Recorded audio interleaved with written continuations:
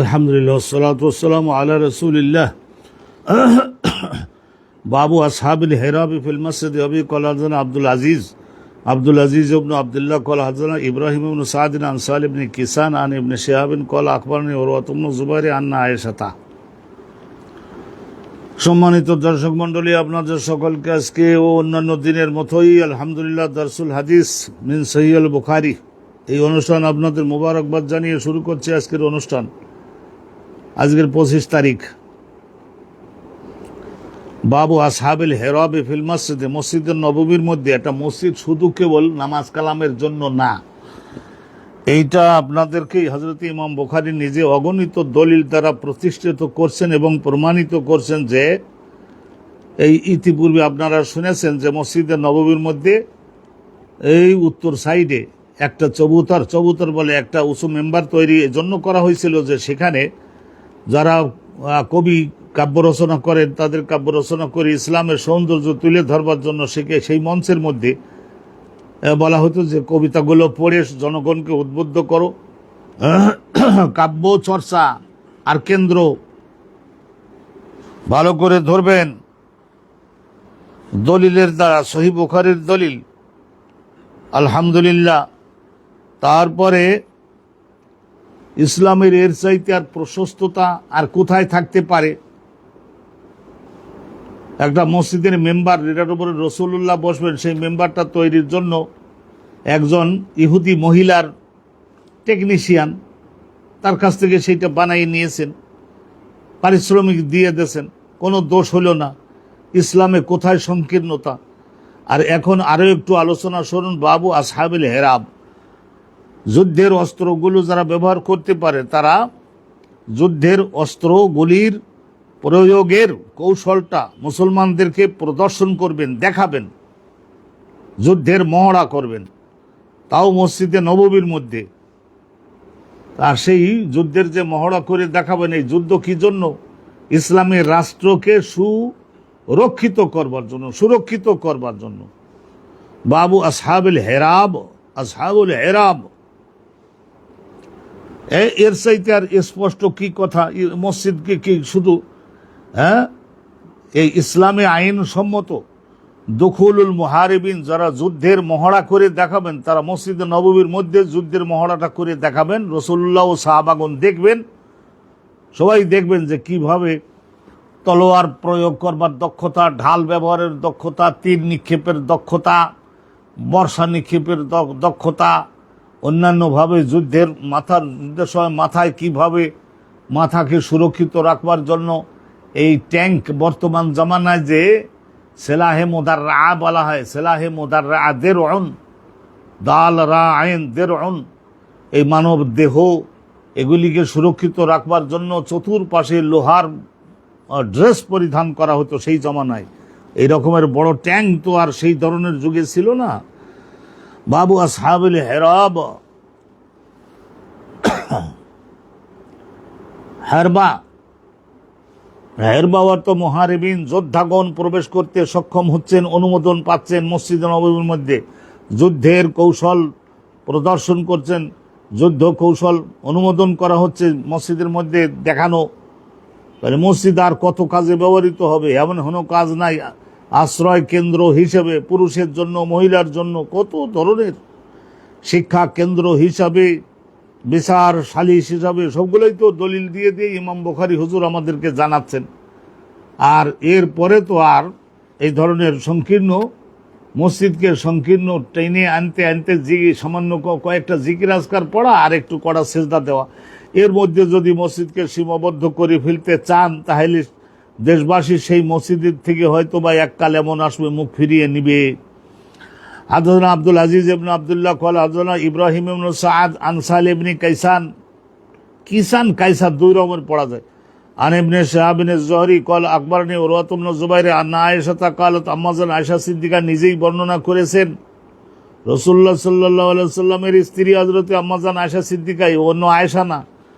ক্বালা, তিনি বলছেন, লাকাদ রাআইতু রাসূলুল্লাহ ইয়াওমান আলা বাবি হুজরাতি, একদিন আমি চোখে দেখলাম যে রাসূলুল্লাহ সাল্লাল্লাহু আলাইহি ওয়াসাল্লাম হাজির হলেন, ইয়াওমান কোনো একদিন, আলা বাবি হুজরাতি, আমার যে কামরা, সেই কামরাটার দরজার সামনে রাসূলুল্লাহ তশরিফ আনলেন। ওয়াল হাবশাতু ইয়ালআবুনা, আফ্রিকা মহাদেশের কালো কালো যোদ্ধা, জায়েশ সেনাবাহিনী, তারা সেনাবাহিনীর সদস্য, তাদের হাতে যুদ্ধের অস্ত্র সব। ইয়ালআবুনা খেলতেছে মানে কি, নৈপুণ্য অনুশীলন করছেন, যুদ্ধের নৈপুণ্য যোগ্যতা এইটা প্রদর্শন করছেন। ইয়ালআবুনা ফিল মসজিদে, মসজিদের নববীর মধ্যে, এমন না যে মসজিদের নববীর সামনের মাঠে, তা না, মসজিদে নববীর মধ্যে। মসজিদ নববী বিশাল বড় মসজিদ ছিল তো মধ্যে। ওয়া রাসূলুল্লাহ ইয়াসতুরুনি, আর রাসূলুল্লাহ সাল্লাল্লাহু আলাইহি ওয়াসাল্লাম আমাকে একটু ওই যুদ্ধের মহড়া এইটা দেখা সুবিধা করে দেওয়ার জন্য রাসূলুল্লাহ নিজের গায়ের উপরের চাদরটা দিয়ে আমার দেহের উপরে দিয়ে তারপরে পর্দা করে দিলেন এবং বললেন কি, ফাঁক দিয়ে একটু তুমি যুদ্ধের অস্ত্র প্রয়োগের মহড়াটা দেখো। ইয়াসতুরুনি বিরিদাইহি, নিজে সাল্লাল্লাহু আলাইহি ওয়াসাল্লাম দেহের উপরের বিরাট চাদরটা দিয়ে আমার ওটা ঢেকে দিলেন। আনজুরু ইলা আবিহিম, আমি তাদের খেলাটা মানে ওই যুদ্ধের নৈপুণ্য এইটা আমি একটু দেখে দেখলাম যে কি করে মানুষ যুদ্ধের ময়দানে যুদ্ধ করে। বাপরে বাপ। জাদা ইব্রাহিম ইবনুল মুনজিরে, এখানে হযরতে ইমাম বুখারী রাহমাতুল্লাহি আলাইহির ওনার আর একজন শিক্ষক ওনার ছিলেন যে ইব্রাহিম ইবনুল মুনজির, তার শিক্ষক ইবনে ওয়াহাব, তার শিক্ষক ইউনুস, তার শিক্ষক ইবনে শিহাব যুহরি, তার শিক্ষক হযরত উরওয়া, তার শিক্ষক আম্মাজান আয়েশা উম্মুল মুমিনিন। ক্বালাত, আম্মাজান উম্মুল মুমিনিন আয়েশা সিদ্দিকা বলেছিলেন যে রাআইতু আন-নবিয়্যা, রাসূলুল্লাহ সাল্লাল্লাহু আলাইহি ওয়াসাল্লামকে আমি দেখলাম, ওয়াল হাবশাতু, রাসূলুল্লাহকে দেখলাম, রাসূলুল্লাহ দেখতেছেন, মানে রাসূলুল্লাহকে কেন্দ্র করেই তো সব হচ্ছে। রাসূলুল্লাহ প্রধান মহামান্য প্রেসিডেন্টের সামনে দিয়ে মার্চ পাস করে না সেনাবাহিনীর লোকেরা, এবং তারা কি করে যুদ্ধ বিমান ওড়ায়, কি করে অন্যান্য কামানগুলি বন্দুকগুলি কি করে তাক করে, সেগুলি দেশের প্রধানমন্ত্রী প্রেসিডেন্টকে দেখায় না। মার্চ পাস যেটা করে সেনাবাহিনী, ওইটাই তো সেনাবাহিনীর লোকেরা যুদ্ধ নৈপুণ্য যোগ্যতা ও কৌশল দেখাতে লাগলো। বলে হাবসা, এই হাবসার লোকেরা, হাবসা মানে কালো, যারা কালো রঙের, এরাই সাধারণত যুদ্ধ বাহিনীতে রাসূলুল্লাহ বেশি থাকতেন, হযরত বিলাল সহ। ইয়ালআবুনা বিহিরাবিহিম, তারা সকলে খেলাধুলা করছে। যে আরে খেলতেছে মানে খেলা তামাশা যেটা নিষিদ্ধ শরিয়াতে, লাহাব সেইটা না, এইটা এখানে লেখা আছে ওয়াহাজা লাইসা লাআবান মুজাররাদান, এটা শুধু খেলা নয়, বাল ফিহি তাদরিবুশ শাজাআন, এরা যারা দুঃসাহসী যোদ্ধা তাদের সকলের প্রশিক্ষণ দেওয়া হচ্ছিল লিল কিতাল, যুদ্ধ করবার জন্য। ইয়ালআবুনা বিহিরাবিহিম, তারা তাদের যুদ্ধের অস্ত্রগুলা নিয়ে তারা সকলে খেলাধুলা করে। তাইলে মসজিদে নির্মাণ করা, মসজিদের আধুনিকায়ন, মসজিদের সম্প্রসারণ, মসজিদের মধ্যে অনুমোদিত কর্মসূচি যেগুলি বাস্তবায়ন হতো নবীর যুগে, সেইগুলি একটু ভালো করে বর্ণনা করা হচ্ছে, একটু ভালো করে বুঝবেন। এই বাবটা আপনাদের সম্মুখে একখানা হাদিস আলোচনা করে শেষ করা হলো। আলহামদুলিল্লাহ রাব্বিল আলামিন, নতুন একটা বাব শুরু করতে যাচ্ছি, মনোযোগ দিন। বাবু যিকরিল বাই'i ওয়াশ শারা'i আলাল মিম্বারে ফিল মসজিদে, মসজিদে নববীর মিম্বারের মধ্যে থেকে মসজিদে নববীর মেম্বারের মধ্য থেকে ক্রয় এবং বিক্রয়ের বিভিন্ন আইন ব্যাখ্যা দেওয়া, বাণিজ্য সম্পর্কে টিচিং এবং ডিসিশন দেওয়া, যিকরুল বাই'i ওয়াশ শারা'i, ব্যবসা বাণিজ্য না করলে তখন পণ্য সামগ্রী বিক্রি ক্রয় এগুলি বেগবান না করতে পারলে কি করে দেশে অর্থনীতির চাকা ঘুরবে। অতএব মসজিদে নববীর শুধু নামাজ আর শুধু জিকির আজকার নয়, ভালো করে ধরবেন, এই যে যিকরুল বাই'i ওয়াশ শারা'i, বাই'ন মানে পণ্য বিক্রি করা আর পণ্য ক্রয় করা, এই সব বিষয়ের আলোচনা, আইন এবং প্র্যাকটিক্যালি ক্রয় বিক্রয় আলাল মেম্বারে বসে রাসূলুল্লাহ করেছেন। তার মানে এটা জগৎবাসীকে শিখিয়েছেন। হাদিস খানা শুনুন, তাহলে আরো সুন্দর হবে। হাদাসানা আলী ইবনে আব্দুল্লাহ, ইমাম বুখারী হুজুরের শিক্ষক বলেন আলী ইবনে আব্দুল্লাহ, তার শিক্ষক হযরত সুফিয়ান ইবনে ওয়াইনা, তার শিক্ষক ইয়াহিয়া, তার শিক্ষিকা হচ্ছেন হযরতে আমরা বিনতে আব্দুর রহমান। আয়েশা সিদ্দিকার এক ভাই ছিলেন মুহাম্মদ, আর এক ভাই ছিলেন আব্দুর রহমান। তো আব্দুর রহমানের মেয়ের নাম আমরা। তাইলে ইয়াহিয়া রিওয়ায়াত করতেছেন তার শিক্ষিকা হচ্ছেন হযরতে আমরা, আয়েশা সিদ্দিকার ভাতিজি শিখেছে নিজের ফুফির থেকে। কলাত, হযরতে আমরা বলেন যে আতাতহা বারিরা, হযরতে বারিরা একবার আসলেন আয়েশা সিদ্দিকার কাছে। হযরতে বারিরা সম্পর্কে 3টা আইন নাজিল হয়েছিল, 3টা ঘটনা, 3টা আইন। আতাতহা বারিরা, হযরতে বারিরা ওই জমানায় একজন দাসী ছিলেন, দাসী স্লিম ফিগারের ছিলেন এবং আলহামদুলিল্লাহ দাসী ছিলেন, সুন্দরী ছিলেন, কর্মক্ষম ছিলেন, কাজে দক্ষ ছিলেন। হযরতে বারিরা আসলেন, এসে বললেন তাসআলুহা ফি কিতাবাতিহা, তো এসে বললেন যে আমার যিনি মালিক, আমি যার দাসী, তিনি বলেছেন যে এত টাকা যদি শোধ করতে পারো তোমার স্বাধীন করে দেব, আজকের থেকে তোমার হাত স্বাধীন করে দিলাম, 2 হাত কাজ করো, টাকা কামাই করো, অর্থ জোগাড় করো, সংগ্রহ করো। যেদিন তুমি এই পরিমাণ টাকা শোধ করতে পারবা সেই দিন তোমার ঘাড় উইল বি ফ্রি, তোমার ঘাড় মুক্ত হয়ে যাবে। তার মানে তুমি মুক্ত হয়ে যাবা। তাহলে একে বলা হয় মুকাতাবা, চুক্তি করলে তখন মুকাতাবা বলা হয়। উনি বললেন যে আমার ওই যে কিতাবাত হয়েছে, কিতাবাত লিখিত দিয়েছেন যে এত টাকা শোধ করতে পারলে আমাকে মুক্ত করে দেবে, স্বাধীন করে দিবে। তা এখন এত টাকা তো আমার কাছে নাই। আম্মাজান আয়েশা সিদ্দিকা, আপনি যদি কিছু টাকা খড়ি দিয়ে দিতেন তাহলে আমি মুক্ত হয়ে যেতে পারি। হযরতে বারিরা এসে আয়েশা সিদ্দিকার কাছে দাবি জানালেন। মেয়ে লোক তো মেয়ে লোকের কাছেই যাবে, পুরুষ হলে রাসূলুল্লাহর কাছে, আর বারিরা গেছেন আয়েশার কাছে। ভালো। ফাকালাত নবী করিম সাল্লাল্লাহু আলাইহি ওয়াসাল্লামের স্ত্রী আম্মাজান হযরতে আয়েশা সিদ্দিকা বললেন, ইনশিতে আতাইতু আহলাকে, তুমি যদি পছন্দ করো তাহলে তোমার টোটাল মূল্যটা আমি তোমারকে যারা কিনে আনছিল, আহলাকে তোমাকে যারা কিনে আনছিল তোমার মালিক পক্ষের কাছে আমি 16 আনা টাকাটা তোমার মূল্যটা দিয়ে দিতে পারি, কিন্তু শর্ত একটা থাকবে, এখন ওয়ালা উলি, ওয়ালাটা আমার হবে। ওয়ালা মানে ওই বলে না মাতবাড়ি। তার মানে তুমি মুক্ত হয়ে যাওয়ার পরে স্বাধীন হয়ে লেখাপড়া শিখে যা অর্থ উপার্জন করবা, এরপরে যখন মারা যাবা তখন ওয়ালা মানে তোমার সমস্ত অর্জিত সম্পত্তি এইগুলির উপরে কর্তৃত্ব হবে আমার, যদি তোমার কোনো লোক নেওয়ার মতো না থাকে তখন। ভালো। তা আমি স্বাধীন করে দেওয়াতে তো তুমি আয় উপার্জন করতে পারলে। ওয়াকুনুল ওয়ালা উলি, ওয়ালাটা আমার হবে, কারণ আমি তোমাকে স্বাধীন করে দেওয়াতেই তুমি মুক্তভাবে চলে টাকা উপার্জন করতে পারছো, লেখাপড়া শিখতে পারছো, ট্রেনিং গ্রহণ করতে পারছো। ওয়াকালা আহলুহা, আর ওই যে হযরতে বারিরাকে কিনে আনছিল যারা, আহাল বলতে ওনার নিজের যারা কিনে আনছিল মালিক, তারা বলল কি, তারা বলল এই কথাটা আয়েশা সিদ্দিকার কাছে এসে তারা বলল, ইনশিতে আতাইতিহা মা বাকিয়া, এই বাড়িটা কিছু টাকা শোধ করেছে, আর অবশিষ্ট টাকা আপনি যদি তার পক্ষে শোধ করে দিতে চান আপনি দিতে পারেন, বাকি টাকাটা আপনি শোধ করে দিতে পারেন, আমরা নিব, কিন্তু ওয়ালা আমাদের হবে, কারণ আমরা বিক্রি করতে, টাকা নিয়ে বিক্রি করবার সুযোগ করে দিতে তো আমরাই রাজি হয়েছি। ওয়াকালা সুফিয়ান ইবনে ওয়াইনা, এক সময় মাররাতান একবার বলেছিলেন, ইনশিতে, সামনের এই কথাটা একটু অতিরিক্ত, সনদের মধ্যে আছে, দেখছেন না, ইয়াহিয়া ছাত্র ছিলেন সুফিয়ান ইবনে ওয়াইনা উনি একটু অতিরিক্ত কলা সুফিয়ান সুফিয়ান ইবনে ওয়াইনা বলছেন মাররাতান, একবার বলেছেন উনি যে ইনশেতে, হে আয়েশা সিদ্দিকা, আপনি যদি পছন্দ করেন আতেকতে হা, আপনি বাড়ির আগে মুক্ত করে দিতে পারেন, টাকাগুলি আমাদেরকে দিলেই আমরা তাকে মুক্ত করে দিব। ওয়াকুনুল ওয়ালা উলানা, ওয়ালা আমাদের হবে, যেহেতু আমরা তাকে টাকা নিয়ে বিক্রি করে দিয়ে স্বাধীন করে দিতে রাজি হয়েছি, তাহলে তারা বলতে ওয়ালা আমাদের হবে। আর আয়েশা সিদ্দিকা বললেন যে না না, ওয়ালা আমার হতে হবে, যেহেতু আমি তার মূল্যটা পরিশোধ করলাম, তো ওয়ালা আমার হবে। ফালাম্মা জাআ রাসূলুল্লাহ সাল্লাল্লাহু রাসূলুল্লাহ সাল্লাল্লাহু আলাইহি ওয়াসাল্লাম যখন বাড়িতে আসলেন, যাকারতুহু যালিকা,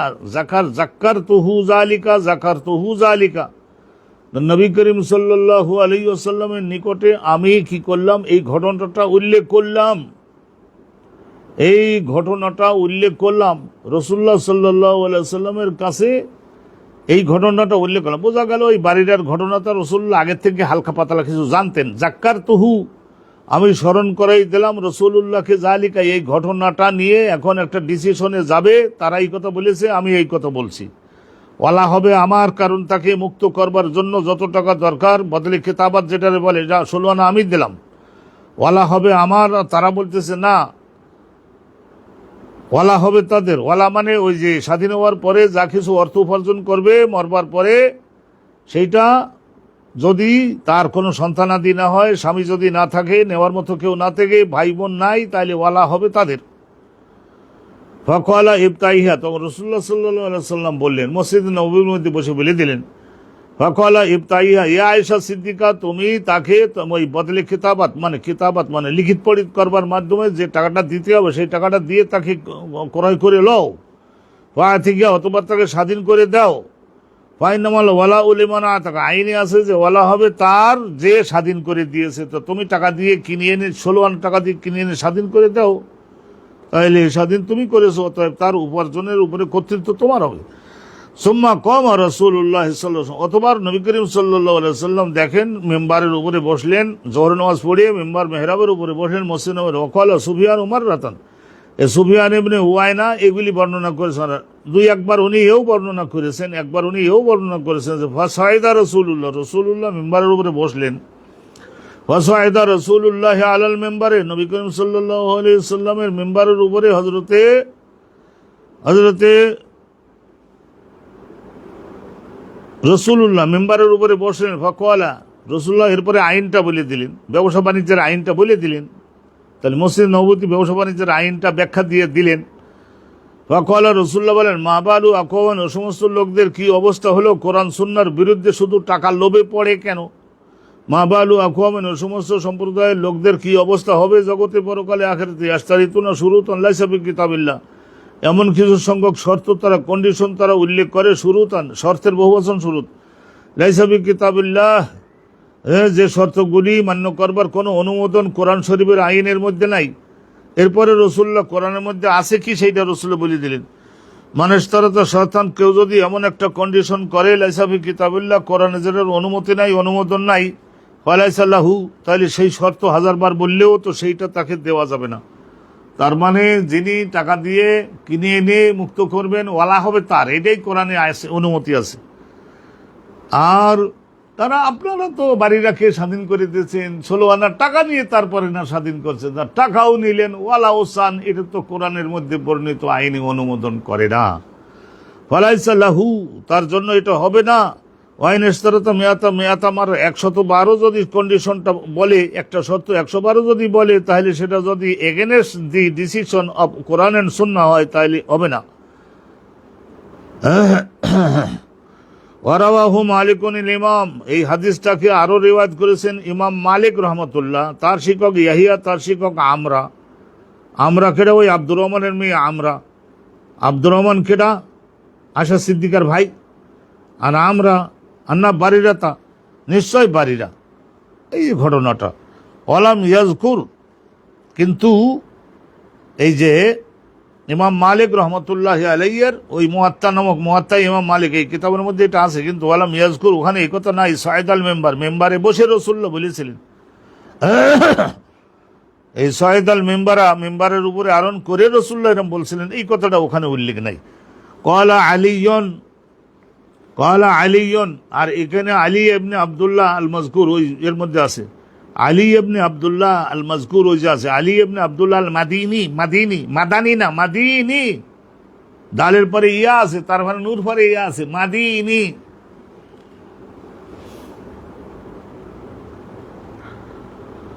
আলী ইবনে আব্দুল্লাহ আল মাদিনী বলেছেন কলা ইয়াহিয়া, তাহলে বোঝা গেল ইয়াহিয়ার ছাত্র ইমাম মালিক একবার, একবার হলো ওই যে আলী ইবনে আব্দুল্লাহ আল মাদিনী। আর একবার আর একটা, তাহলে ইয়াহিয়ার আর এক ছাত্র আছে আব্দুল ওয়াহাব আন ইয়াহিয়া আন আমরাতা নাহুয়াহু। তো ইয়াহিয়া উনি রিওয়ায়াত করেছেন অবশ্য আমরাত থেকে, আমরা নাহুয়াহু, একটু রেওয়ায়তে সনদে একটু ভিন্নতা থাকলে এনারা ইমাম বুখারী হুজুর তুলে দিয়ে থাকেন, সেটা দয়া। এগুলি উল্লেখ না করলে আমাদের এই জমানার লোকদের কারোর পক্ষে এই পর্যন্ত রিচ হওয়া, পৌঁছে যাওয়া সম্ভব হতো না। ওয়াকালা জাফর ইবনে আউন, জাফর ইবনে আউন বলেছেন ইয়াহিয়া, তা বোঝা গেল ইয়াহিয়ার আরেকজন ছাত্র ছিলেন জাফর ইবনে আউন, তিনি বলেছেন সামাইতু আমরাতা কলা সামাইতু আয়েশাতা। ওখানে সামাইতু নাই, ওখানে আছে আন আন আন, হইতে হইতে হইতে, আর এখানে হলো সামাইতু আমি শুনেছি, আমরা শুনেছি আয়েশা সিদ্দিকা। কোনো দুর্বলতা নাই আর সনদের মধ্যে। তাহলে এখান থেকে সাব্যস্ত হলো রাসূলুল্লাহ সাল্লাল্লাহু আলাইহি সাল্লাম মেম্বারে মেহরাবে মসজিদে মেম্বারে মেহরাবে বসে ব্যবসা বাণিজ্যের আলোচনা করেছেন। তা ব্যবসা বাণিজ্যের আলোচনা সেটাও মসজিদ নববীর মধ্যে আলোচনা হবে। এখন আমাদের দেশের অতিমাত্রার সুফি, অতিমাত্রার একজন যদি বলে না হ্যাঁ মসজিদের মধ্যে ইবাদত সম্পর্কে আলোচনা করেন, ব্যবসা বাণিজ্যের এইগুলো বিষয়, দুনিয়াবী বিষয় এগুলি পরিত্যাগ করুন, চিন্তা করে দেখতে পারেন যে কত বড় নালায়েক এবং নাদান। ইসলামের ওয়াইডনেস, প্রশস্ততা সম্পর্কে কি পরিমাণে প্রশস্ত ইসলাম, সেটা জানে না বলে এই সমস্ত বলে। বাবুনুত তাকাজি ওয়াল মুলাজাবা ফিল মসজিদ, আরও একটু শুনুন, পরিষ্কার হতে পারবেন ইসলাম কি পরিমাণে প্রশস্ত। বাবুনুত তাকাজি, তাকাজি বলতে ঋণ আদায় করে নেওয়ার জন্য পিড়াপিড়ি করা মসজিদ নববীর মধ্যে। আরে ঋণ দেশে তার টাকা দিবে না কেন? মসজিদে নামাজ পড়তে আসছে দুইজন, হাতাহাতি না করে এমনি টাকা পরিশোধ করে নেওয়ার জন্য নিশ্চয়ই পেছনে লেগে থাকতে পারবেন। মুলাজামা মানে পেছনে লেগে থাকা, তাকাজি মানে পরিশোধ করবার জন্য চাপ প্রয়োগ করা মসজিদ নববীর মধ্যে। বলে এই সমস্ত দুনিয়ার ব্যাপার, এটা মসজিদের বাইরে। কেন মসজিদের বাইরে? মসজিদের ভিতরেই হবে। মসজিদ হলো এই সমস্ত বিষয়ের জন্য, জাগতিক পরকালীন সব বিষয়ের সমাধান মসজিদ কেন্দ্র। ইসলামকে ধ্বংস করবার জন্য কিছু সংখ্যক এই ধরনের কাঠমোল্লা জাতীয় লোক তারা এই ধরনের করেছে। ও তাকাজি, ভালো করে দেখুন এখানে, এটা বর্তমানে আমার সামনে তো সহিহ বুখারী অরিজিনাল 65 নম্বর সাফা কিতাবুস সালাতের থেকে। তাকাজি, তাকাজি মানে বিচার সিদ্ধান্ত দেওয়া, আর যে পাওনাদার সে লেগে আছে, ঋণ গ্রহীতার পেছনে লেগেই রয়েছে মসজিদ নববীর মধ্যে, টাকা দাও টাকা দাও ভাই টাকা দাও, পরিশোধ করো পরিশোধ করো পরিশোধ করো, এখন পারবো না এখন পারবো না এখন পারবো না, এরা বলছে। এই রাসূলুল্লাহ শুনলেন, সমাধান করে দিলেন। হাদাথানা আব্দুল্লাহ ইবনে মুহাম্মদ ক্বালা হাদাথানা উসমান ইবনে ওমর ক্বালা আখবারানা ইউনুস আন যুহরি আন আব্দুল্লাহ ইবনে কাব ইবনে মালিক। এই যে আব্দুল্লাহ ইবনে কাব ইবনে মালিক, তিনি কাব ইবনে মালিকের থেকে রিওয়ায়াত করেছেন আন্নাহু তাকাজা। তাকাজা মানে শোধ করে দাও শোধ করে দাও, লেগে রয়েছে। কার? আব্দুল্লাহ ইবনে হাদরাদের নিকটে। আব্দুল্লাহ ইবনে হাদরাদের নিকটে এত টাকা দিছিলাম না, নিছিলাম না, শোধ করে দাও শোধ করে দাও। বলছে তাকাজা, পিড়াপিড়ি করছো, শোধ করে দাও, আমি আর পারি না, আমার টাকা দরকার। মসজিদের মধ্যে নামাজের পরে দায়নান একটা ঋণ দিছিল না, সেই ঋণটা শোধ করে দেওয়ার জন্য মসজিদ নামাজের পরে পিড়াপিড়ি করছে, সাফাসাফি করছে, ধরপাকড় করছে, টাকা শোধ করো। কান আলাহু আলাইহি বিল মসজিদে, কান আলাহু আলাইহি, তার মানে ওই যে আব্দুল্লাহ ইবনে হাদরাদ উনি গ্রহণ করেছিলেন ঋণটা, আর কাব ইবনে মালিক উনি দিছিলেন। তো উনি বলতেছেন শোধ করো ভাই শোধ করো, কতদিন আর দেরি করবার, শোধ করো। কান আলাহু আলাইহি বিল মসজিদে নববীর মধ্যে ফারতাফাত আসওয়াতুহুমা, তাদের দুইজনের একটু শব্দটা একটু উচ্চতর হয়ে গেল, আওয়াজটা একটু বুলন্দ হয়ে গেছে। হাত্তা সামিআহা রাসূলুল্লাহ, ঘরের মধ্য থেকে রাসূলুল্লাহ মনোযোগ দিয়ে শুনলেন এবং বিষয়টা বুঝলেনও। যেই ধরনের আব্দুল্লাহ ইবনে হাদরাদ ঋণ নেছে কিন্তু টাকা শোধ করতেছে না, কাল দেই পরের সপ্তাহ এরকম করছে। আর কাব ইবনে মালিক ধরনের দেশে এখন তো তার দরকার, অতএব টাকা আদায় করে নেওয়ার জন্য পিড়াপিড়ি করতেছে। অহুয়াফি বাইদি, রসুল্লাহ ঘরের মধ্যে থেকে এটা শুনলেন। ফাখারজা ইলাইহিমা, তখন আবার একটু দয়া করে বের হয়ে আসলেন এই দুইজনের নিকটে। হাত্তা কাশাফা, শেষ পর্যন্ত একটু সামনে অগ্রসর হয়ে এসে কাশাফা, রসুল্লাহ সাল্লাল্লাহু আলাইহি সাল্লাম খুললেন সেজফা হুজরাতি, তার হুজরা মুবারাকের পর্দাটা একটু সরাই ফেলে তারপরে মুখ দেখালেন। ফানাদা ইয়া কাব, রসুল্লাহ তো বুঝে গেছেন। রসুল্লাহ সাল্লাল্লাহু আলাইহি সাল্লাম ডাক দিলেন, ওহে কাব ইবনে মালিক। বিপদে পড়ছে। লাব্বাইকা ইয়া রাসূলুল্লাহ, হুজুর আমি হাজির আছি, মেহরবানি করে বলুন। দা মিন দাইনিকা হাযা, হ্যাঁ নবী করিম সাল্লাল্লাহু আলাইহি সাল্লাম তুমি তো পাবা, যেমন মিসাল হিসাবে বলি, মিসাল হিসাবে তুমি পাবা তো 300, এখান থেকে কিছুটা তুমি মাফ করো। দিতে পারতেছে না, বিপদে পড়ছে, অভাবনটনে পড়েছে, তোমার ঋণটা একটু কম করো, কিছুটা ঘাটতি করো, কিছুটা ক্ষমা মার্জনা করো তো। আর রসুল্লাহ হাতের ইশারার সাহায্যে, ওয়া আউমা আর রসুল্লাহ সাল্লাল্লাহু আলাইহি ওয়াসাল্লাম ইশারার সাহায্যে ইলাইহে কাব ইবনে মালিককে বললেন, আয়া সতরা, অর্ধেকটা কমাবো বাবা, অর্ধেকটা কমাও। বলেন অর্ধেকটা কমাও, এরকম করে বুঝাই দিলেন যে অর্ধেকটা কমাও, মাফ করো, আল্লাহ আবার আর এক দিক দিয়ে দিবেন। তো তখন হজরতে কাব বিন মালিক বললেন, রসুল্লাহর বিচার আর কোনো কথা আছে? রসুল্লাহ সাল্লাল্লাহু আলাইহি ওয়াসাল্লাম বলেছেন অর্ধেকটা কমাও।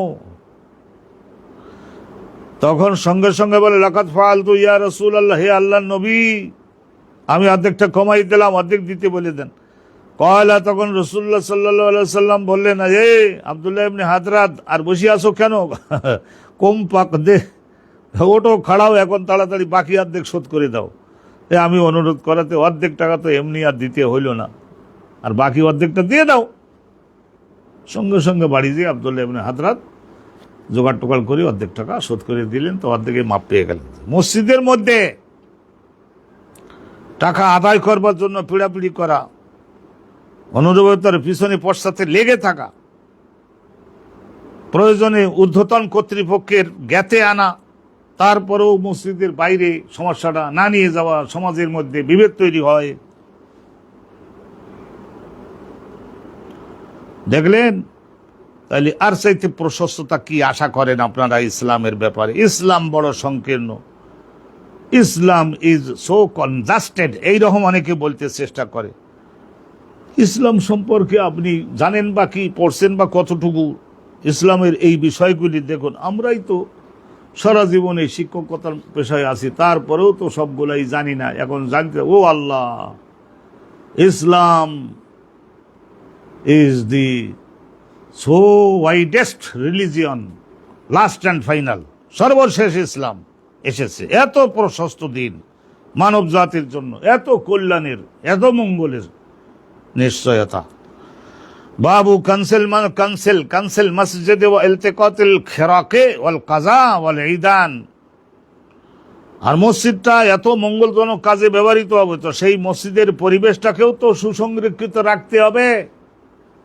এইটা দেখা যায় যে বেশিরভাগ ক্ষেত্রে দেখা যায় যে মসজিদের পরিবেশটা থাকে সবচাইতে বেশি ময়লা, সবচাইতে বেশি আমাদের অযত্ন, অবহেলা, মুসলমান জাতির অধপতন, আধ্যাত্মিক অধপতন। তা যে বোঝা যায়, কখন বোঝা যায়? এই মসজিদের টয়লেটে গেলে, মসজিদের টয়লেটের দুর্গন্ধের হদ্দ, হ্যাঁ, এবং এই সমস্ত জায়গায় ময়লা, আর দরজা জানালা গলে মাকড়সার জাল, এ সমস্ত থাকে না? তাহলে এগুলি কোনো ইমাম আর খতিব আর খাদেম আর মসজিদের সেক্রেটারি, সভাপতি, ট্রেজারার, সদস্য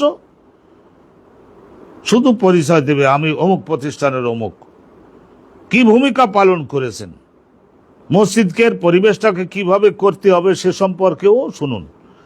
মসজিদের পরিবেশটা কিভাবে উন্নততর করতে হবে সে সম্পর্কে শুনুন। বাবু কানসেল মসজিদ কানসুন, মসজিদের মধ্যে যদি কোনো প্রকারের ময়লা থাকে, ধুলোবালি উড়িয়ে আসতে পারে, সেগুলি ভালো করে ঝাড়ু দিতে হবে। কাপড় চোপড়ে, কাগজে সেজদা দেওয়ার কাপড়ে কোনো প্রকারের ময়লা যাতে না থাকতে পারে। কানসুন, কাপ, ছোট কাপ, নুন এবং সিন, কানসুন মানে হলো ধুলোবালি পরিষ্কার করা। ওয়াইলতেকাতিল খেরাক, আর কোনো প্রকারের কাগজের খণ্ড, কাপড়ের খণ্ড, একটা শুকনো পাতার খণ্ড অন্য কোনো খণ্ড যদি উড়িয়ে এসে পড়ে থাকে তো সেইটা কুড়িয়ে অপসারণ করে দেওয়া।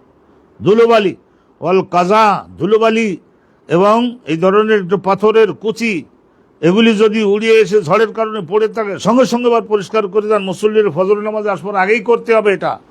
টয়লেটটা পরিষ্কার করুন, জমে ময়লা লেগে না থাকে। বলে এই দান আর কোন প্রকারের কাঠের খণ্ড, আকসাব, খাসাব, খাসাব, খাসাব অর্থ হলো কাঠের খণ্ড, গাছের শুকনো পাতা, এই সমস্ত যদি পড়ে থাকে তাহলে সেইগুলি পরিষ্কার করবেন না। মসজিদ মানব জাতির এত বড় কল্যাণ অর্জন এবং কল্যাণ বিতরণের কেন্দ্র হতে পারল, তো সেই মসজিদকে আপনারা অবজ্ঞা অবহেলায় রাখবেন।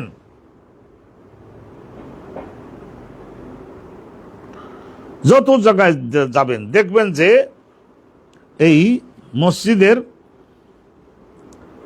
অজুখানা, টয়লেট এগুলি সবচাইতে বেশি ময়লা। আর এগুলি সরকারি হাসপাতালগুলির সম্পর্কেও বলি, মানুষ যায় সেবা গ্রহণ করতে, সে জায়গায় জম্মের মাকড়সার জাল, আর সেখানে এই ধরনের পানি জমে আছে। তারা আবার অন্য কোনো জায়গায় এই প্লাস্টিকের পাত্রের মধ্যে পানি জমিয়ে সেখান থেকে কোনো প্রকারের এই বিষাক্ত মশা জন্ম নিচ্ছে কিনা এই সমস্ত কিছু প্রোগ্রাম দিয়ে তার টাকা মারিংয়ের কূটকৌশল অবলম্বন করে। আমাদের দেশের উন্নতি হতে পারলো কেন? আমাদের কলব পচে গেছে।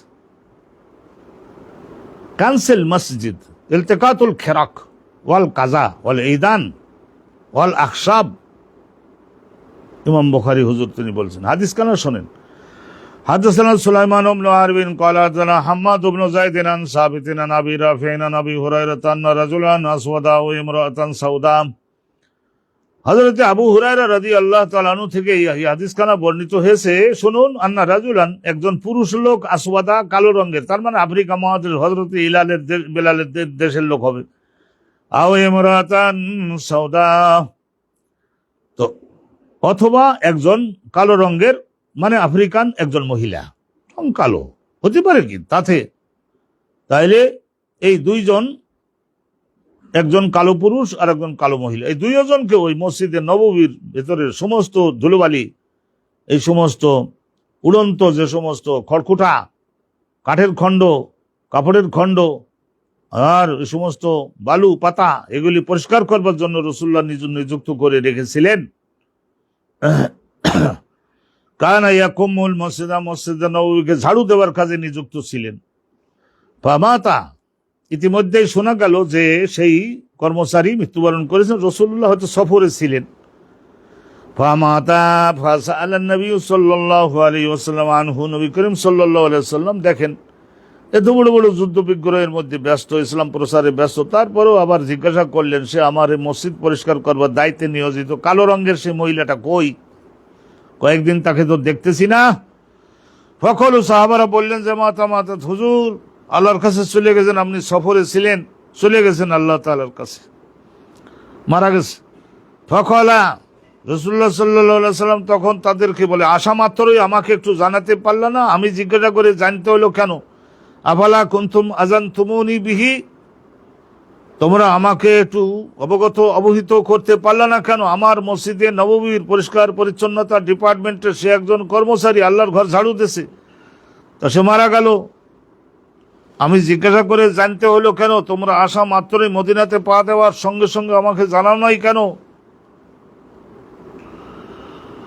তো যাই হোক, রাসূলুল্লাহ কিছু বকা দিলেন, তারপরে বললেন যে দুল্লুনি আলা কবরিহি, তাহলে এখন বেটা ছেলে যদি হয়ে থাকে তাহলে তার কবরের ওই জায়গা আমাকে লও, আর মেয়ে যদি হয়ে থাকে তাহলে কবরে তার কবরের কোন জায়গায় দাফন করছো চলো। ফাতা কবরাহু, নবী করিম সাল্লাল্লাহু আলাইহি ওয়াসাল্লাম তার সমাধির ওখানে, কবরের ওখানে আসলেন। ফাসাল্লা আলাইহা, তখন তার জানাজার নামাজ পড়িয়ে দিলেন রাসূলুল্লাহ, জানাজার নামাজ পড়িয়ে দিলেন, কবরের মাঝখান বরাবর দাঁড়িয়ে জানাজার নামাজ পড়িয়ে দিলেন, দোয়া করে দিলেন, আল্লাহ আমার মসজিদে নববীর ঝাড়ুদার ছিলেন, ময়লা পরিষ্কার করে সুন্দর ইবাদতের ব্যবস্থা করেছে, কোন রকমের কাজে ফাঁকি দেয় নাই। সেই জমানায় তো ওই মসজিদে নববী রাতের মধ্যে একটা মাটির পাত্রের মধ্যে জয়তুনের তেল দিয়ে তারপরে সলতে দিয়ে আলো বাজানোর ব্যবস্থা তো করে, তো সেখান থেকে জয়তুনের তেল এদিক ওদিক করবার অনেক সুযোগ সুবিধা থাকে। তো আমাদের শাসনকর্তা যারা দেশের হন তারা কিন্তু এই শাসনকর্তা হয়ে এখান থেকে তারা জগতের সুনাম সুখ্যাতি অর্জনও করতে পারেন, আবার পরকালের বেহেশতও এই জগৎ থেকেই কামাই করে নিয়ে যেতে পারেন। কিন্তু আল্লাহর রহমত বিরাট এই যে তারা সেটা করবেন না। তারা সেটা করবেন না। তারা কি করবেন? আলসামি করবেন, আলস্য, অর্পিত দায়িত্ব যথাযথভাবে বাস্তবায়ন না করা, আর বিশেষ করে সুযোগ পাইলেই বিরাট একটা অঙ্কের টাকা মেরে দেওয়া। বাস, এই যোগ্যতাটা আল্লাহ রাব্বুল আলামিন আমাদের মধ্যে, সবার না, অনেকের আছে। 10 আনা তো ভালো আছেই, কিন্তু 6 আনা হলো ঘুষখোর এবং অর্পিত দায়িত্ব পালন করবে না। এই একটা জিনিস, এগুলি যতদিন পর্যন্ত ধ্বংস করা না যায় ততদিন পর্যন্ত, এই ঘুষখোর যতদিন পর্যন্ত প্রতিহত না করা যায়, দমন করা না যায়, ততদিন পর্যন্ত এই দেশের সাধারণ জনগণের জীবনে আল্লাহর পাঠানো সমস্ত রহমতগুলো তাদের জীবনে ব্যাপকভাবে পৌঁছে দেওয়া সম্ভব হবে না।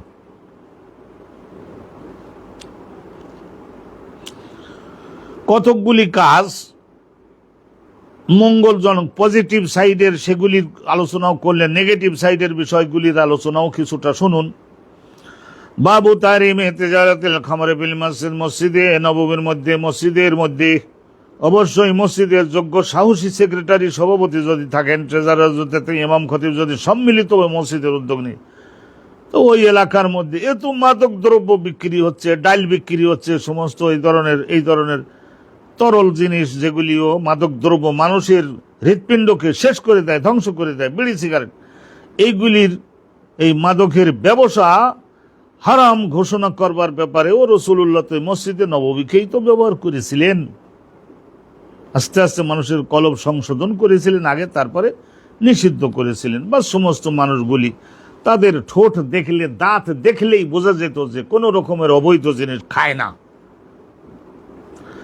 হাদাসানা আবদান, ইমাম বুখারী হুজুরের শিক্ষক হচ্ছেন হযরত মুহাদ্দিস আবদান, তার শিক্ষক আবু হামজা, তার শিক্ষক হযরত আমার, তার শিক্ষক মুসলিম, তার শিক্ষক মাসরুক, তার শিক্ষক আম্মা জান আয়েশা সিদ্দিকা কলাত, আয়েশা সিদ্দিকা বলেছেন, লাম্মা উনজিলাতিল আয়াতু মিন সূরাতিল বাকারা, সূরা বাকারার শেষের দিক থেকে কয়েকখানি আয়াত যখন নাজিল করা হলো, আর ওই আয়াতগুলির মর্ম হলো রেবা। রেবা মানে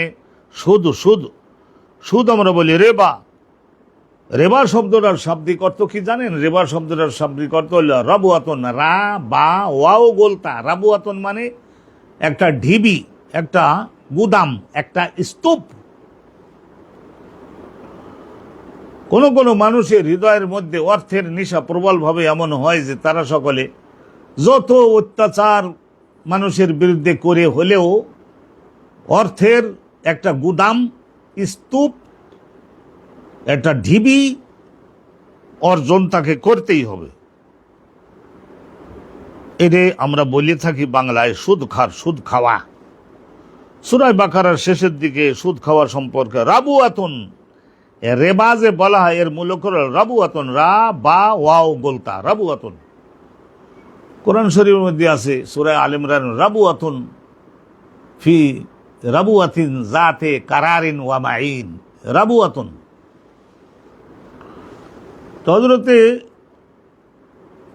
ইব্রাহিম পয়গম্বর উনি যখন হযরতে আম্মাজান হাজেরাকে আর ইসমাইলকে রেখে গেলেন, কানাত হুনাকা রাবুয়া, ওই কাবা ঘরের যে জমজম কূপের পাশেই ওই জায়গায় একটা রাবুয়া ছিল। রাবুয়া মানে উঁচু, দুহাত উঁচু, অন্য জায়গার তুলনায় দুহাত উঁচু একটা মাটির ঢিবি। আর ওখানে একটা ছিল দাওহা। দাওহা বলতে একটা গাছ, আমি যে মানুষটা, আমার দ্বিগুণ উঁচু একটা গাছ, 8-10টা ডাল, কিছুটা ছায়া হয় ওই রাবুয়াতুন উঁচু ঢিবির উপরে।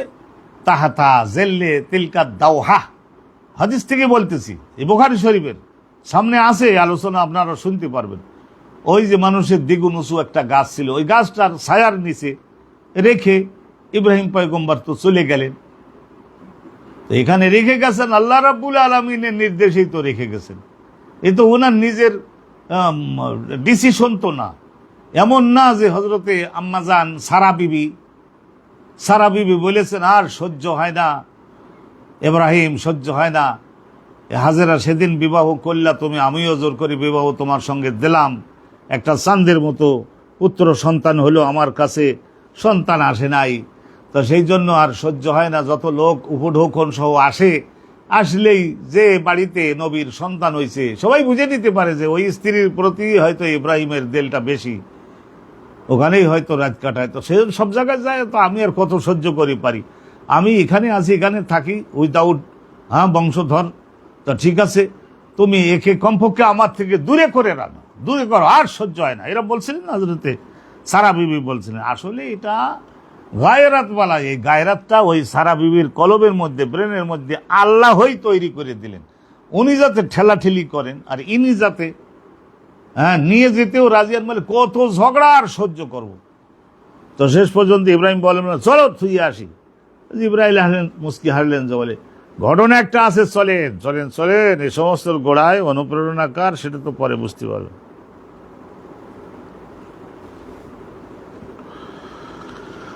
বিরাট একটা ঘটনার দিকে ইনশাআল্লাহ তাআলা সম্মুখে পাবেন। বাবু তাহরিমে তিজারাতুল খামার, মদের ব্যবসা, মদ উৎপাদন করাও হারাম, বিক্রি করা হারাম, খাওয়া হারাম, ব্যবসা করা হারাম।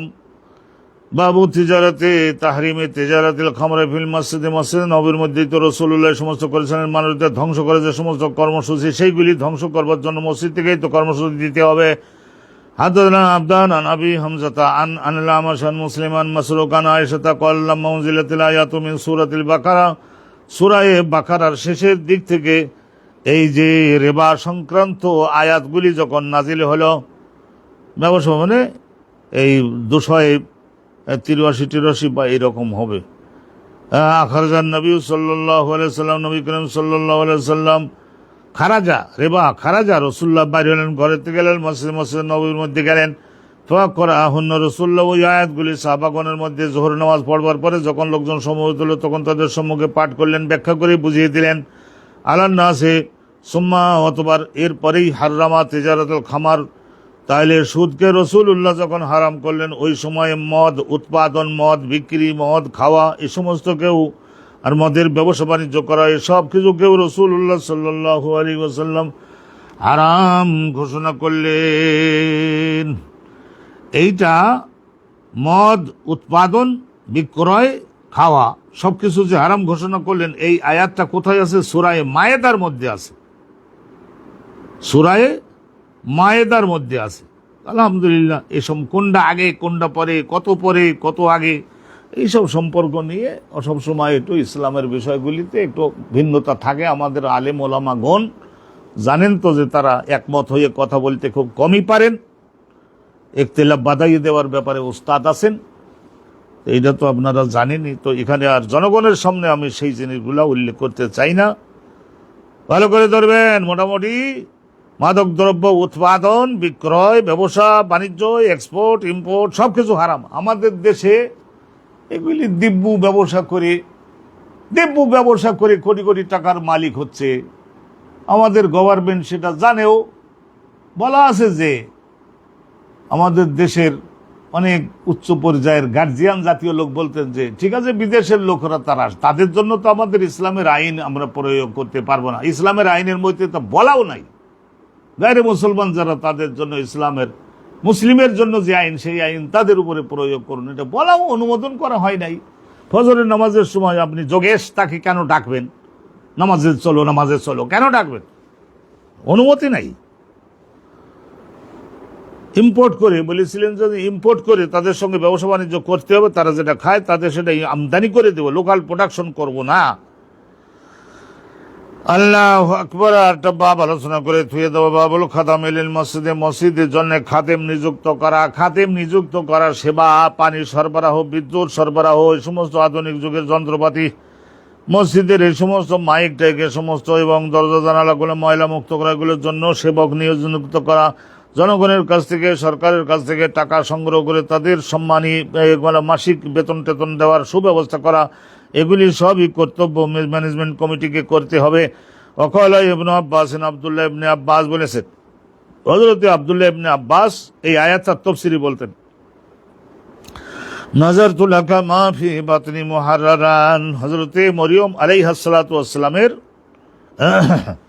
মা, হযরত মরিয়মের মা হান্না বিনতে ফাকুজ, ওনার নাম ছিল ফাকুদ, দাল অথবা জাল, হান্না বিনতে ফাকুজ, হযরতে ইমরান পয়গম্বরের স্ত্রী হান্না বিনতে ফাকুজ, ফাকুদ অথবা ফাকুজ, জাল অথবা দাল, উনি আল্লাহকে বলেছিলেন নাযারতু লাকা মা ফি বাতনি মুহাররান রব্বুল আলামিন, আমি মানতি করলাম, মান্নত করলাম। এখানে মা ফি বাতনি, আমার গর্ভের মধ্যে, এখানে মা বলতে মান মানে আমার গর্ভের মধ্যে, আমার পেটের মধ্যে যে পুত্র সন্তান আছে, ওনার নিয়েছিল পুত্র সন্তান, আমার পেটের মধ্যে, গর্ভের মধ্যে যে পুত্র সন্তানটা আছে, এখানে মা বলতে মান, নাযারতু লাকা মান ফি বাতনি মুহাররান, স্বাধীন করে দিব তাকে, আমার বাড়িতে খাবে, কাপড় পরবে, তেল মাখবে, কিন্তু আপনার বাইতুল মুকাদ্দাস মসজিদের 16 আনা খেদমত করবে। এইটা আমার পক্ষ থেকে আপনার এই মসজিদ, কেন্দ্রীয় মসজিদ বাইতুল মুকাদ্দাসের জন্য আমার এই ভূমিকা। তো অতএব পুত্র সন্তানের একটা দান, তারা যারা গোসল করাতে পারি, তেল মাখাই দিতে পারি, খাওয়াতে পারি, কোলে নিয়ে বসতে পারি, কিন্তু তার কামাই খাওয়া আমার উদ্দেশ্য না। কামাই খাবেন আপনি, তার মানে আপনার বাইতুল মুকাদ্দাস ঘরের খেদমত সে করবে। মুহাররান, স্বাধীন করে দিব তাকে, লিল মসজিদে লিখিদমতিল মসজিদে ইয়াখদিমুহু, এই বাইতুল মুকাদ্দাস মসজিদের সে খাদেম হবে। খাদেম মানে কি? জনগণ আসলে দরজা খুলে দিবে, তাদের পানি সরবরাহ করবে, ঝাড়ু দিবে, মুছবে, এই সমস্ত করবে, ময়লামুক্ত করবে, বাতি জ্বালাবে, পাখা ছাড়বে। সেই জমানায় তো আর ওইভাবে পাখা নাই, তো যা দরকার হয় সবই করবে সে। তো ওই জমানায় আরো বহুত লোক এই ধরনের ছেলেদেরকে মানতি করত। আমাদের এই জমানায় বহু মা এমন আছেন, আল্লাহ কতটা বিবাহর পরে বয়স হয়ে গেল, একটা সন্তান দিলান, একটা পুত্র সন্তান দাও, তুমি তোমার ইসলামের খেদমতে নিয়োজিত করব, কোরআনের হাফেজ বানাবো। আল্লাহর লোভ দেখায় না, কোরআনের হাফেজ বানাবো, এইভাবে আলেম বানাবো। কামাই খাওয়ার নিয়ত নাই, তোমার ইসলামের খেদমত করবে, দাও। এখন নিজের স্বার্থে হলেও দাও। 2-3টা সন্তান হলো, আমি যেন মান্তিত করছিল, এই আলেম বানাবা, হাফেজ বানাবা, কারি বানাবা, সুফি বানাবা, দরবেশ বানাবা, ইসলাম প্রচারক বানাবা, এরম বানাবা নিয়ত করছিল না? তো বলে হুজুর করছি। তা কি করলা হে? তো বলছে মাদ্রাসায় দিছিলাম, তা হুজুর 3টা কোল 4টা কোল মুখস্থ করাইছি, আর বেশি পারবো না হুজুর, কারণ মাদ্রাসায় এখন পড়ালে পড়াশোনার কোয়ালিটি খারাপ। মাদ্রাসায় এত বছর পড়ালাম, তারপরেও না আরবি শেখাতে পারলো পণ্ডিতরা, না ইংরেজি শেখাতে পারলো, না গণিতে ভালো। তো অতএব দেশে চাকরি বাকরি দিতে পারে না, না কম্পিউটারে, কোনো সাইডে ভালো না। তো শেষ পর্যন্ত বলে আল্লাহর মাদ্রাসায় দিয়ে 4 কুল তো মুখস্থ করাইছি, হাফেজ তো বানাইছি হুজুর। তাই বলছে ভালো কাজ করছে। আল্লাহু আকবার, আল্লাহু আকবার। হযরত আব্দুল্লাহ ইবনে আব্বাস বলেছেন যে তাহলে দেখা গেল যে ওই আগের শরিয়ত থেকেই মসজিদের খেদমত করবার জন্য খাদেমের ব্যবস্থা করতে হবে। সেটা মান্তি দিয়ে পারেন, বেতন দিয়ে পারেন, যা হোক করতে হবে। সবাই মহল্লার সকলে মিলে বেতন দেবে, খাওয়ার ব্যবস্থা করবে। হাদাসানা আহমদ ইবনে ওয়াকেদিন, এখন হেডিংটা শুনলেন। এখন আপনারা হাদিসখানা শোনো। নবী কলাদনা আহমদ ইবনে ওয়াকেদ, ইমাম বুখারীর নতুন একজন উস্তাদের নাম শুনলেন। قال حدثنا حماد بن زيد, হাম্মাদ ইবনে যায়েদ, তার শিক্ষক সাবিতুল বানানি, তার শিক্ষক আবু রাফি, তার শিক্ষক আবু হুরায়রা, আন্না ইমরাতান আও রাজুলান। এখানেও এরকম 2 কথা হয়, 2 নৌকো পা দিলে মুশকিল। ইমরাতান আও রাজুলান, একজন মহিলা অথবা একজন পুরুষ বলে দিলে হয় যে 24 ঘন্টার জন্য তো 2 জন মসজিদ নববীর 2 জন খায়, একজন পুরুষ একজন মহিলা। কানাত তাকুমুল মসজিদা, মসজিদে নববীর মধ্যে কুমামা শব্দের অর্থ হলো, কুমামা মানে ময়লা ধুলোবালির মধ্যে শুকনো পাতা, শুকনো কাপড়, শুকনো বালু, শুকনো এ ধরনের উড়ন্ত যে সমস্ত আসে, কাঠের খণ্ড টন্ড যা আসতে পারে, এমনকি পাখি কবুতরে পায়খানা করেও দিতে পারে, সব কিছু অপসারণ করে পরিষ্কার করে ইবাদতের যোগ্য বানাইয়ে দিয়ে যাওয়া মসজিদটাকে। তাই করবে, পানি সরবরাহ, টয়লেট পরিষ্কার ভালোভাবে করবে, যোগ্য বেতনও দিতে হবে, কাজও আদায় করে নিতে হবে। কিন্তু দেখা যাবে যে একবার সেক্রেটারি যদি হতে পারছে, আল্লাহর রহমতে আর মসজিদের আর খবর নাই।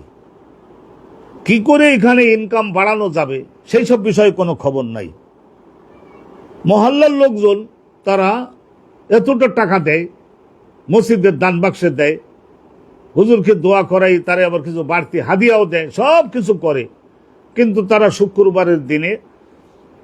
শুক্রবারের দিনে একটা বিপদের জন্য একটু দোয়া চাইলো, সেইটার বিষয়ে মনোযোগ নাই। আমি বিদেশে আমেরিকা সহ অন্যান্য দেশে দেখছি যে সকাল 10টার মধ্যে লিখিতভাবে মসজিদের ওখানে দেয়, কম্পিউটার আছে, সুন্দর করে দোয়া প্রার্থীকে কি তার সমস্যা এগুলি সুন্দর করে লিখে সেক্রেটারি স্বয়ং ওই মসজিদে ইমামের মাইক নিয়ে জনগণকে জানায় এই হয়েছে। আর যারা দোয়া প্রার্থী তারা মসজিদের তহবিলে এত টাকা করে জমা দিচ্ছে, 1000, 2000, 3000, 4000, 5000 ঘোষণা হয়, রসিদ দিয়ে দেওয়া হয়।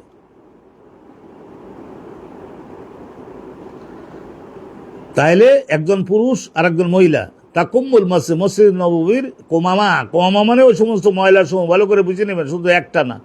ওয়ালা উরাহু ইল্লা ইমরাআতান। আর এই যে আবু রাফে আর আবু হুরায়রা দুইজন বলতেছেন যে we believe that servant of that mosque was an woman. ওনারা বলছেন যে ওই মহিলা ছিল আফ্রিকা মদের কালো রঙের একজন বয়স্কা মহিলা, অনেক শরীরের শক্তি। ফাজাকারা হাদিসান নবী, তারপরে এরপরে ওই রসুল্লাহ সাল্লাল্লাহু আলাইহি ওয়াসাল্লামের হাদিসখানা, ওই হাদিসখানা যে হাদিসখানা রসুল্লাহ বাইরে ছিলেন, এসে শুনলেন সে মারা গেছে। তো আসবার পরেই তোমরা আমারে জানালা না কেন? ভুল হয়ে গেছে। এই জাতীয় লোকজন তো সব জমানায় পাওয়া যায়। তারপরে রসুল্লাহ বললেন যে কবর কোন জায়গায়, কোন কবরস্থানে, অমুক কবরস্থানে। রসুল্লাহ গেলেন সেখানে, আন্নাহু সাল্লা আলা কবরে হা, এই যে দেখেন আন্নাহু সাল্লা আলা কবরে হা, তার কবরের মধ্যে গিয়ে রসুল্লাহ সাল্লাল্লাহু আলাইহি ওয়াসাল্লাম দাঁড়িয়ে সলাত আদায় করলেন। সলাত আদায় মানে জানাজার নামাজ আদায় করলেন।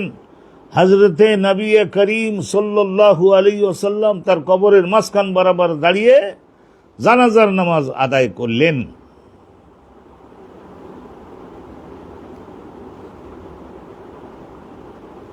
আলহামদুলিল্লাহ রাব্বিল আলামিন। এইটা খুব সুন্দরভাবে আপনাদেরকে আজকের এক সাফা, পূর্ণাঙ্গ এক সাফা আপনাদের সম্মুখে আলোচনা করলাম এইসব সম্পর্কে। আল্লাহ পাক রব্বুল আলামিন রহমত করুন। তাহলে আমরা আরেকটু আপনাদের সময় নিচ্ছি। আমি রেডি আছি, আসলে আপনাদের ক্লান্তি আসলো কিনা সেই সম্পর্কে আমি মাঝে মাঝে একটু করে আপনারা বিরক্ত হলেন কিনা। রাসূলুল্লাহর পলিসি ছিল।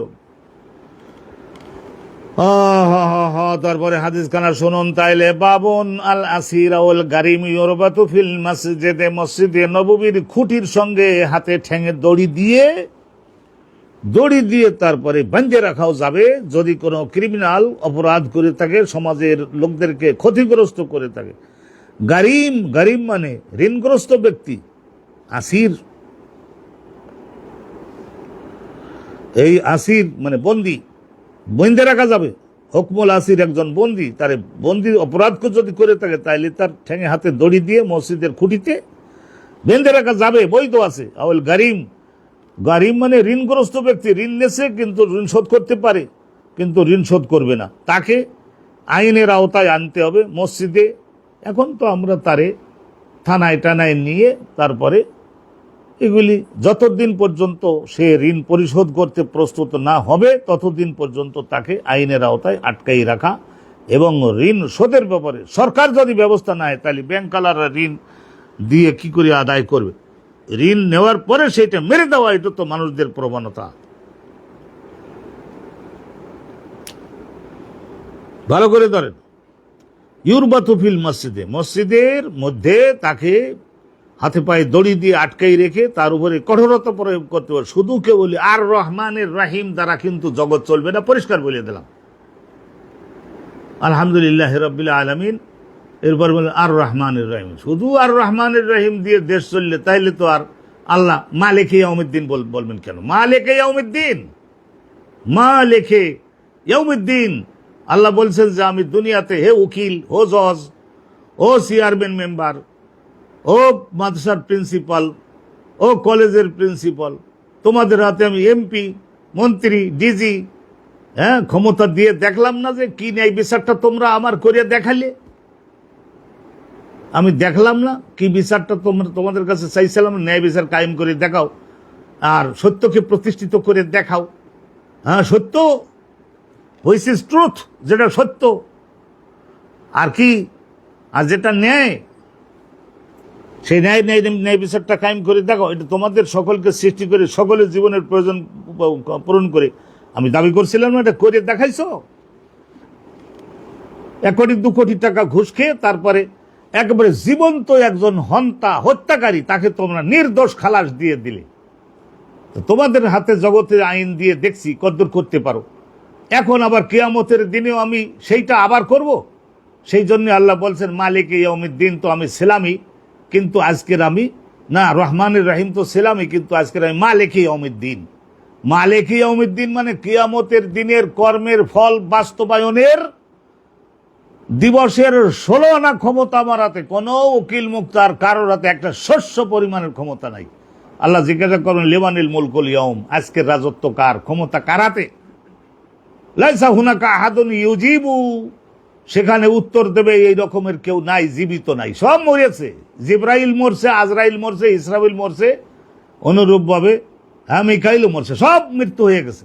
আল্লাহর আরশ বহনকারী 8 দল ফেরেশতা, 8 জন ফেরেশতা, তাদেরও মউত দিয়ে দিয়েছেন আল্লাহ রাব্বুল আলামিন। জাহান্নামের মালিক আর খাজেন, তাদেরও মউত দিয়ে দিয়েছেন। মা বাকিয়া ইল্লা ওয়াহিদ, একমাত্র আল্লাহ ছাড়া আর কেউ জীবিত নাই। তো এই জন্য এই সময় আল্লাহ বলছেন লেমানিল মুলকুল ইয়াউম, আজকে রাজত্ব ক্ষমতা কার? তা এখন আল্লাহর ছাড়া আর তো কেউ নাই। সেই জন্যে আল্লাহ রাব্বুল আলামিন নিজেই কোশ্চেন করবেন, আবার ওই ইউজিবু নাফসুহু, আল্লাহ নিজেই আবার জবাব দিবেন। আর কি করা? লিল্লাহিল ওয়াহিদুল কাহার, একমাত্র আল্লাহর জন্য সকল ক্ষমতা, যিনি সংখ্যায় এবং ক্ষমতায় যোগ্যতায় একক ও অদ্বিতীয়। আর কাহার, কাহার শব্দের অর্থ হলো শক্তি প্রয়োগ করে সবাইকে সেখানে পরাভূত হতে বাধ্য করতে পারেন যিনি, তিনি হলো কাহার।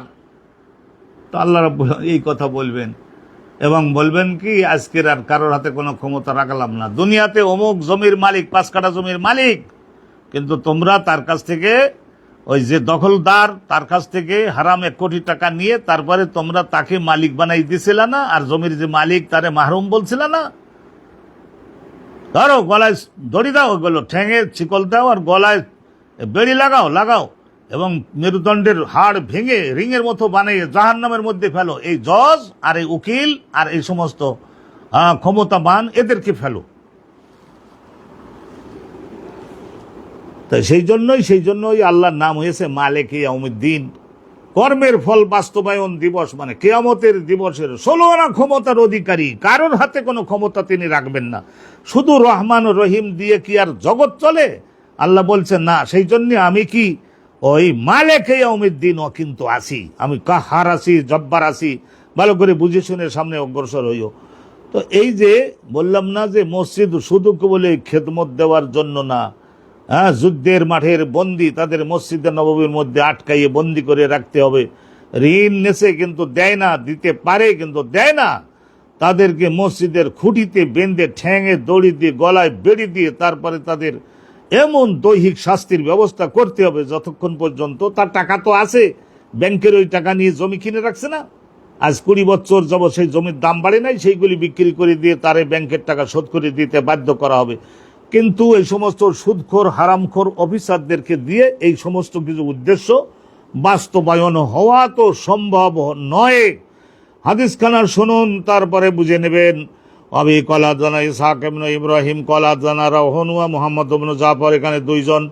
ইসহাক ইবনে ইব্রাহিমের শিক্ষক রাউহ ইবনে উবাদা আর মুহাম্মদ ইবনে জাফর 2 জন। তাদের 2 জনের শিক্ষক হযরত শোবা, তার শিক্ষক হচ্ছেন মুহাম্মদ ইবনে জিয়াদ, তার শিক্ষক হযরত সাইয়্যিদুনা আবু হুরায়রা, তার শিক্ষক হলেন নিশ্চয় নবী বিশ্বের সমস্ত সৃষ্টির শিক্ষক যিনি মুহাম্মদুর রাসূলুল্লাহ সাল্লাল্লাহু আলাইহি ওয়াসাল্লাম কল ইন্না ইফরিতাম মিনাল জিন্নি তাফাল্লাতা আলাইয়া আল বারিহা। রাসূলুল্লাহ সাল্লাল্লাহু আলাইহি ওয়াসাল্লাম বলেছেন নিশ্চয় একজন ইফরিত শব্দটার শাব্দিক অর্থ কি জানেন? এই একটা জিনিস আদায় করে নেওয়ার জন্য একবারে চূড়ান্তভাবে যে ক্ষমতা প্রয়োগ করে সেইটা অর্জন করে সেখান থেকে নিয়ে পলেই যাওয়ার চেষ্টা করে, তারে বলে একেবারে মহাশক্তি প্রয়োগকারী একটি জিন। আল্লাহ নবীর সামনে এগুলি টেকে রাসূলুল্লাহ দেহের মধ্যে আল্লাহ 40 জন বেহেশতি যুবকের, অনেকে বলে জগতের 40 জন শ্রেষ্ঠ যুবকের ক্ষমতা আল্লাহ নবীর দেহে দিয়েছিলেন। আর ফাঁকা পেয়ে সেই ইফরিত নামক সেই জিনটা, ইফরিত শব্দের অর্থটা আরেকবার বলে দিচ্ছি, ইন্না ইফরিতান মিনাল জিন্নি তাফাল্লাতা আলাইয়াল বারিহা। মারাত্মক শক্তি প্রয়োগ করে আমাকে পরাজিত করে আমার কাছ থেকে সে তার উদ্দেশ্যটাকে হাসিল করে নেওয়ার জন্য, হাসিল আমরা বলি হাসিল, অর্জন করে যাওয়ার জন্য নিশ্চয় তাফাল্লাতা, ইফরিত থেকে ভার্ব হয়েছে তাফাল্লাতা, সে ব্যক্তি কি করলো, তার রাদা ফালতাতাহু ফালতাতান, সে তার ক্ষমতা প্রয়োগ করেছিল আলাইয়া, আমার বিরুদ্ধে একটা, সে যেটা চায় সেইটা আমাকে দিয়ে করাবে। আল বারিহা, রসুল্লাহ বলছেন যে গেল রাতে, গত রাতে সাহাবাগণকে রসুল্লাহ বলেছিলেন গত রাতে এরকম আসছিল অসাধারণ ক্ষমতাবান একটা জিন। আউ কলেমাতান নাহওয়াহা, এই তাফাল্লাতা, রসুল্লাহ এই তাফাল্লাতা শব্দটা বলেছেন, তাফাল্লাতা ওই ইফরিত, তাফাল্লাতা, হঠাৎ করে এসে আমাকে পরাজিত করে সে যেটা অর্জন করতে চায় সেটা করবার জন্য সে শক্তি প্রয়োগ করেছিল। তাহলে তাফাল্লাতা রসুল্লাহ বলছিলেন, অথবা এই ধরনের আর একটা শব্দ যেমন এনফালাতা, এনফালাতা তাফাল্লাতা একই অর্থ হবে। তো কি জন্য করছিল, আলাইয়া সালাত, আমি নবী রসুলগণ দলপতি, আমার নামাজটাকে ধ্বংস করে দেওয়ার জন্য এমন হতাহতি শুরু করে দিল, এমন ভাবে আমার মনের মধ্যে বিক্ষিপ্ততা তৈরি করা শুরু করে দিল, এমন ভাবে কয় রাকাত পড়েছি সেটাও যাতে আমি ভুলে যাই, কোন সূরা পড়েছি এগুলি যাতে ভুলে যাই, এদিক ওদিক হয়ে যায়। আলাইয়া সালাত, নামাজ আমার করে শেষ করে দেওয়ার জন্য, নামাজটাকে শেষ করে দিতে পারলেই তো বাস তার একটা বিরাট জয় হয়ে যায়। আমকানানিল্লাহু মিনহু, শেষ পর্যন্ত আল্লাহ রাব্বুল আলামিনের কাছে শক্তি চাইলাম আর আল্লাহ আমাকে ক্ষমতাবান করলেন এবং আমি তাকে পর্যদস্ত করে দিতে সক্ষম হলাম। ও আরাত্তু আন আরবাতাহু, এবং শেষ পর্যন্ত আমি যখন আমার কলবের ব্রেনের 16 আনা হাতের যখন শক্তি প্রয়োগ করেছি, তো শেষ পর্যন্ত সে পরাজিত হয়ে গেল, ধড়াম করে চিৎপটাং হয়ে আমার সামনে পড়লো, বিরাট এক বডিয়ালা পড়লো। ও আরাত্তু আন আরবাতাহু, আমি চাইছিলাম যে তাকে হাতে ঠ্যাঙে দড়ি দিয়ে তারপরে মসজিদের এই খুঁটির মধ্যে তাকে বাঁধে রাখি, এইটা ইচ্ছা করছিলাম আমি, মসজিদের দরজার সঙ্গে তাকে বাঁধে রাখি। ইলা সারিয়াতিন মিন সাওয়ারিয়াল মসজিদ, মসজিদের নববীর অনেকগুলি যে খুঁটি আছে না, ওখানে কাঁচা ইটের দেওয়াল দিয়ে দিয়ে অনেকগুলি খুঁটি বানানো হয়েছিল না, সেই খুঁটির সঙ্গে তাকে ভালো করে শক্ত করে বেঁধে রাখি। হাত্তা তুসবিহু, তারপরে শেষ পর্যন্ত সকালে ফজরের আজান হলে তোমরা যখন মসজিদে আসবা সকালে নামাজ পড়তে, তারপরে সবাই মিলে দেখতে পারতে যে একটা জেন তারে কিভাবে হাতে পায়ে দড়ি দিয়ে বেঁধে মসজিদের খুঁটিতে রাখছি।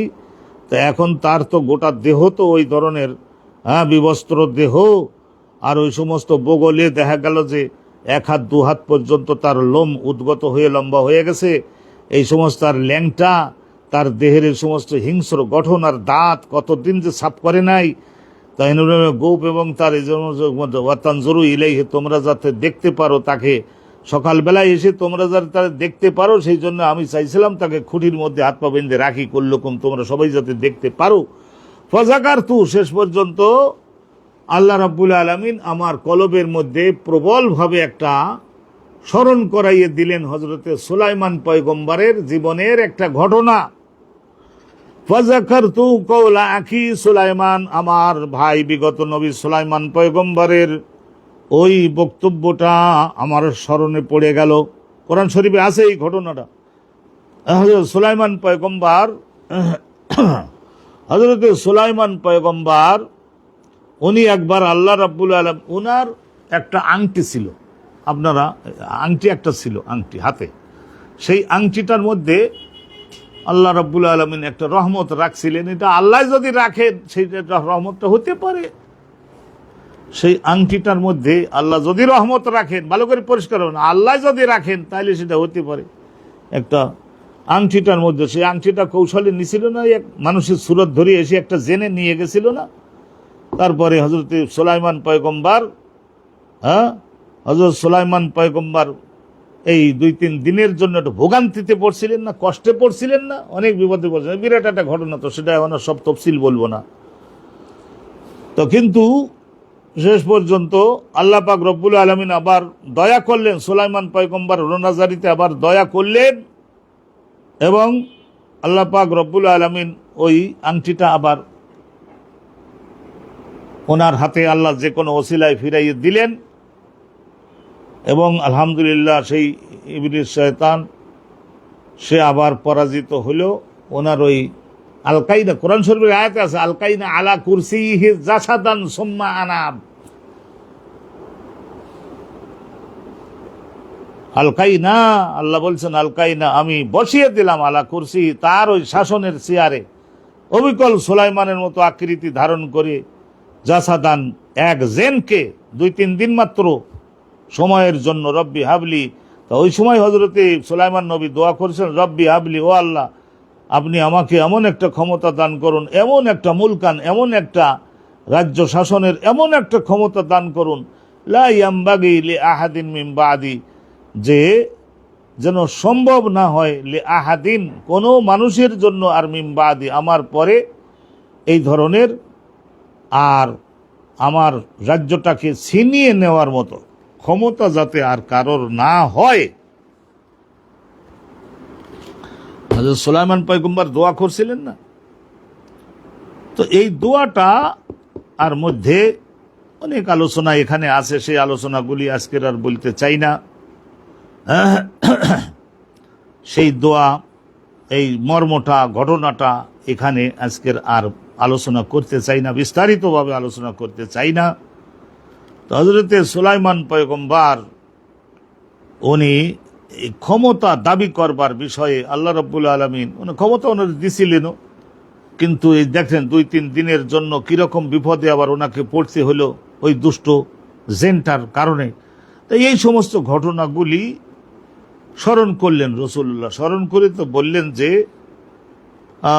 জিনরা তারাও তো আমার সঙ্গে একজন একটু বাড়াবাড়ি করেছে, শেষ পর্যন্ত আমি তো বিজয়িত হয়েছি, তা এখন তাকে মৃত্যু তো আর দেওয়া যাবে না, জিনের হায়াত তো অনেক দিন পর্যন্ত হয়, তাহলে শেষ পর্যন্ত এই ঘটনা কোন দিকে না গড়ায়, ছেড়ে তো তাকে এক সময় দিতেই হবে। এইসব 12 রকমের কথা মনে করে রাসূলুল্লাহ বললেন যে সমস্যা বাড়াইয়া লাভ নাই, সেই জন্য রাসূলুল্লাহ রাইতেই তারা ছেড়ে দিয়েছিলেন ওই জেনেরে। কিন্তু এখান থেকে সাব্যস্ত হচ্ছে যে কোনো একটা যদি দুষ্ট চক্র, মোর দেন ওয়ান পারসন যদিও হয়, although they are a strong group, তাহলে অবশ্যই শাসনকর্তা তাদেরকে পরাজিত করে মসজিদের খুঁটিতে তাদের বেঁধে জনগণকে দেখাতে পারেন এবং তাদের সমস্ত দুষ্কর্ম জনগণের কাছে ফ্লাশ করে দিতে পারেন, ইসলাম সম্মত আছে। তো এই যে এই আসির মানে বন্দিকে বেঁধে রাখা মসজিদের খুঁটির সঙ্গে, টাকা নিয়ে টাকা মেরে দেয়, হ্যাঁ, ঋণগ্রস্ত, তাকেও এইভাবে করা যায়, মসজিদে বেঁধে রাখা যায়, শাস্তি প্রয়োগও করা যায়। এই বিষয়গুলি তাই চিন্তা করে দেখুন, মসজিদকে কতভাবে ব্যবহার করা যাচ্ছে। মসজিদ মানব জাতির জাগতিক এবং আধ্যাত্মিক উত্থানের কেন্দ্র। মসজিদটা আলহামদুলিল্লাহ, আমরা এখানে এই বাবের মধ্যে এখানে এই আলোচনা ছিল যে আল আসির, বন্দিকে মসজিদের খুঁটির সঙ্গে বেঁধে রাখা, ঋণ করে টাকা মারিং করছে, তার এই মসজিদের খুঁটির সঙ্গে বেঁধে শাস্তি প্রয়োগ সব করা যাবে।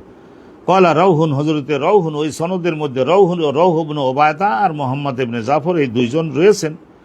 তো ওনারা কলা রাউহুন, রাউহুন বলছে ফারাদ্দাহু খাসে, আর নবী করিম সাল্লাল্লাহু আলাইহি সাল্লাম শেষে ওই শয়তান জেনটাকে পরাজিত তো করলেন এবং তাকে পরিত্যক্ত করলেন, অপমানিত করে এবং নিরাশ করে উদ্দেশ্যে অসফল বানিয়ে তাকে তাড়িয়ে দিতে সক্ষম হয়েছিলেন নবী করিম সাল্লাল্লাহু আলাইহি ওয়াসাল্লাম। তো সম্মানিত দর্শক, যদি কোনো কোশ্চেন থাকে তাও আপনারা তো লিখে জানাতে পারেন, নিজেরা তো আর সবসময় সব জিনিস আমাদের ব্রেনের মধ্যে উদিত হয় না। আজকের এ পর্যন্তই সম্পন্ন করছি। আখির দাওয়ানা আলহামদুলিল্লাহি রাব্বিল আলামিন। আসসালামু আলাইকুম ওয়া রাহমাতুল্লাহি ওয়া বারাকাতুহু।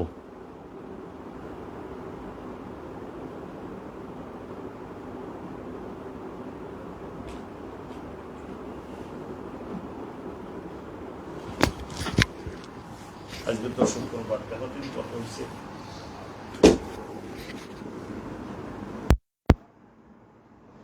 গতকালটা হচ্ছে 1700, গতকালটা 1700 হয়েছে মাশাআল্লাহ। আর আজকেরটা সেটা হলো 250 হবে। আয় আল্লাহ।